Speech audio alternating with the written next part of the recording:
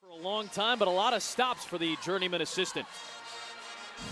Talladega College, Mississippi State, University of Houston, University of Iowa, Kansas University, Louisville University. Back to Kansas University, Arkansas. After Arkansas, went straight to Boston College. Boston College to Rhode Island to Rutgers. Now you thought that was long. That was impressive. He missed 2 stops. He missed 2. Shout out to all my people in the Chi. He missed UIC, UIC. baby. He was there 4 years. Right, he missed it. And Northeastern. Right down the street from my apartment. You forgot UIC and then Northeastern. just like coaches do. We're going to demand perfection over here, right, Adam? That's how you get. You got to demand perfection as a coach. Well, look at that, though. I mean, he first met C. Vivian Stringer when he was a student at Talladega College in Alabama, attended a clinic in Nashville, and met C. Viv, and walked right up to her and said, "I would love to work for you." She said, "Have you finished college yet?" He goes, "No." C. Viv said, "You should probably do that first," and understandably so. Zippy Broughton with the field goal. Dillard picked up a quick foul in this quarter. Broughton pulling up. And it'll go back to Buffalo. Now, Tim Eadman has been around a long time. He's filled in for C. Vivian Stringer before, back in 2016 when Vivian left to care for and then later mourn her mother in her passing. Tim Eadman held the acting head coach role for 3 games. Any wins that he has picked up do get credited to C. Vivian Stringer. That's of note today because if Rutgers comes back and wins this game, it would be the 500th Rutgers win for C. Vivian Stringer in her 24 seasons at the helm.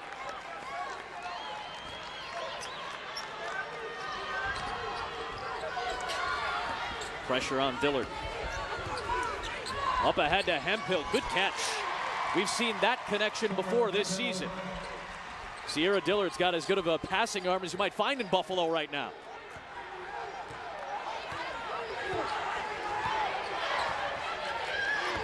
Is that a shot at the goal? And there are 17 quarterbacks that they use this year, yes. Oh, don't they have? They have Josh Allen, but they needed Nathan Peterman this year. There were a couple guys in and out, so.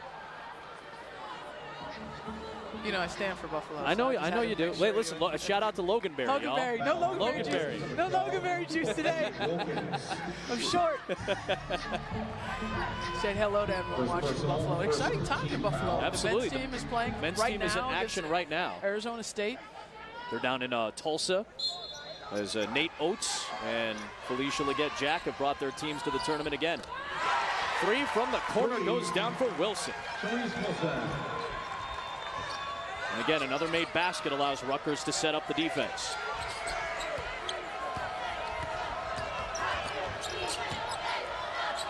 Hemphill pulls up from a good spot for her. She's been good at the end of the press, right? I mean, that's 3 buckets she's gotten after Buffalo has broken the press. You want to make sure that you look for opportunities to score once you beat the pressure, and Hemphill has been on the receiving end of some good passes where she's been able to finish.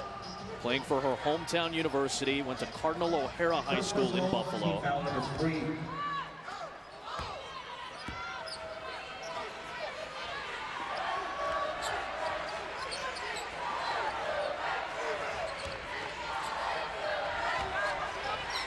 Carey finds Garantes for 3. A little bit short. Jones clears it.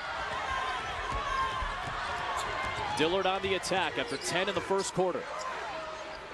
And her 4th 3 of the game, no fear from Sierra Dillard, the senior. Sierra Dillard. Largest lead is 8 for Buffalo. Oh, nice take by Garantes. Not easy. Basket by number 34, Garantes. This is your first time watching the women's game this season, like it is for a lot of people watching the men. High scoring on both sides. That's what we've seen this year. The development of players' offensive game over the last 5 seasons is now showing itself in men's and women's hoops, especially in the tournament. Yeah, great pace, and a lot of times you have a pace that's up and down like this, and you think, you know, well, who does this pace favor? Honestly, both of them. Yeah. Like, I think they're both very comfortable at going up and down the floor and scoring. Rutgers obviously wants to speed you up defensively. That's a part of what they're trying to do with their pressure. In traffic, Carey finishes. Little spurt from Rutgers to cut it to 4. Oh, Hemphill didn't realize that she was open across the timeline for a second. Oh, Dillard spinning inside, could not finish. Garantes put the shoulder down and got called for the offensive foul by Mark Resch. Go first. I've applauded Garantes for her aggressiveness. Just a little too much there. I mean, that's an easy one, right? Yep. Good job by Autumn Jones, who is a defensive pest for Buffalo, to take the charge.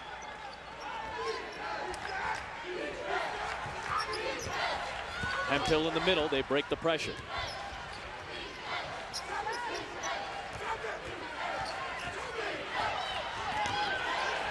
Dillard tried to split the defense, and it was knocked away by Carey.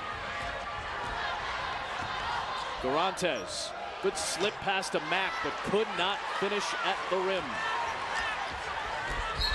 Oh, Hall traveled.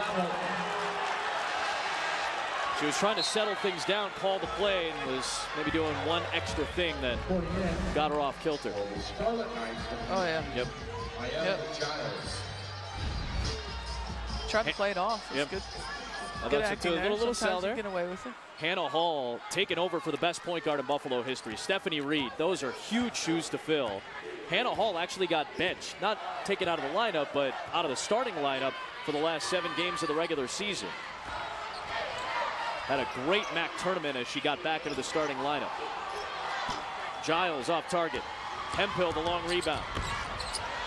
Nice steal by Giles, and a foul called on Hemphill in the fray, her second. Already 4 fouls for the Bulls, so bonus the rest of the way for Rutgers. Still 6 minutes to play in the quarter. Foul trouble is what got Summer Hemphill in the Sweet 16 last year. She only played about 23 minutes because of some foul trouble. Granted, very tough assignment last year, obviously, with Asia Wilson. Yeah, the National Player of the Year. Yep. Brittany Morrison comes in for Hemphill, who picks up those 2.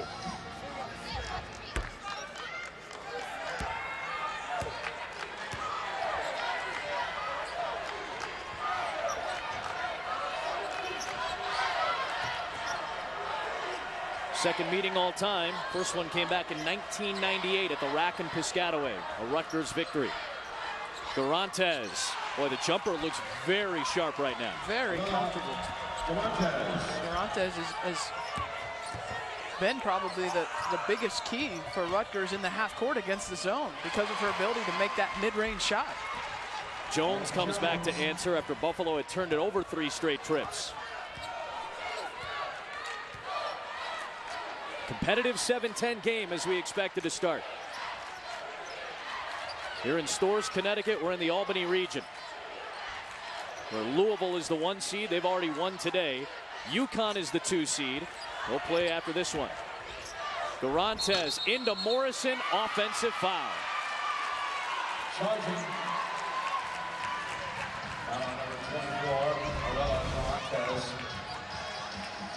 Oh, yeah. I mean, you know the contact is coming. Second personal, second. You know it's not going to feel good. But doing a great job of stealing a possession for your team. It's so important in postseason, these one-game scenarios, Adam, to understand that stealing a possession once a quarter, twice a quarter by making a hustle play or by going after a loose ball or taking a charge, those are the difference. That's the difference between winning and losing. It's razor thin this type of year, and that type of play is something that you have to be willing to step up and do if you want to advance. Oh, bad pass by Wilkins. They steal a possession here, do Rutgers. Right into the post for Wallace. And Wilkins clears it.